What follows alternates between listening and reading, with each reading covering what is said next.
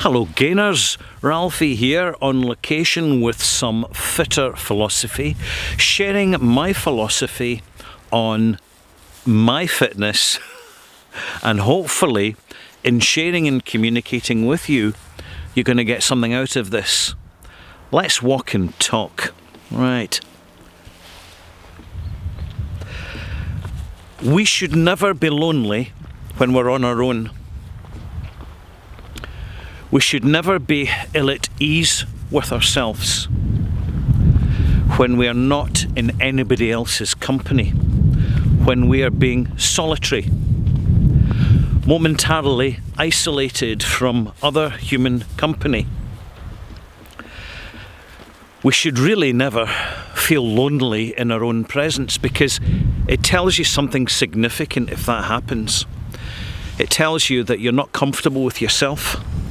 You're not at ease with yourself, and to be lonely in your own company is exposing a schism,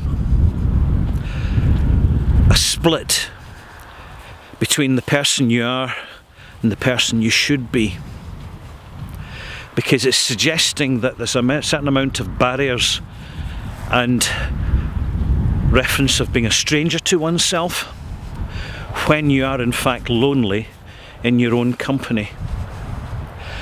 Particularly when we're surrounded on all sides by planet Earth, we should always take the opportunity to connect with the planet sympathetically, because the environment in which we live should always be good company in its own right, and we should never feel lonely where we are when it's the environment and no other people are involved. It's different if you're in the company of other humans, you're not getting on, you're not fitting in, you're standing out a little bit, and there's the constant subtle messaging from others that you're not part of the group.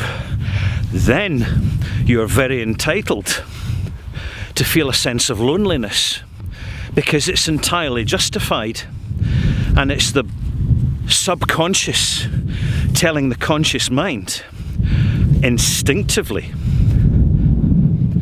that you're not in a good place. And that's what loneliness is. Ultimately, it's isolation and detachment from oneself. So don't worry if you happen to be in the company of others who you do not connect with and you feel a sense of loneliness. It's a perfectly normal and healthy reaction. In fact, it can be beneficial, because it means that you're not trying to fake getting into a more familiarity and into a more comfortable situation with people whom you should be uncomfortable with. But when you're on your own, there is still communication going on by the self to the self, from the subconscious to the conscious, and it's always a wise person who listens to themselves and takes the opportunity over time, and with the benefit of personal experience of life, to actually listen more carefully and understand what's being communicated more accurately and in more detail, more fine-tuning. So when you find yourself feeling isolated and lonely, don't spend too much time looking inwards. The best solution is to look outwards to your immediate surroundings. Now, some folk can have a remarkably simple solution and get a pet. Dogs, cats, rabbits. They can be amazingly good company. But even when you're out for a walk and you're passing a trickling stream, the sound of the flowing water, it's non-judgmental. Nature accepts us for exactly the people we are and offers no imposed judgment. It's one of the beauties of nature. But humans do, unfortunately, too much so.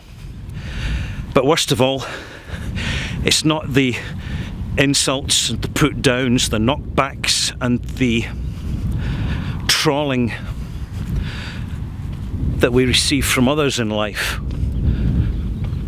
Much more consideration and awareness should be given to the trawling and the put downs that we give ourselves. And there's a reason for that. We live in societies, increasingly global societies, which impose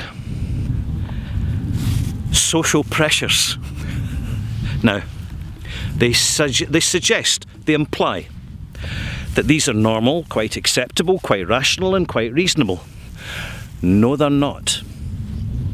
It's no wonder that some men and some women have far more successful lives when they're completely isolated and either enter a monastery or go on retreat or find somewhere isolated to live. You know, I can perfectly understand why people do that. And they're not getting away from themselves.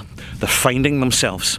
They're making friends with themselves far better because they're not being distracted by peer group pressure, not from other people around them, but from society at large, society in general.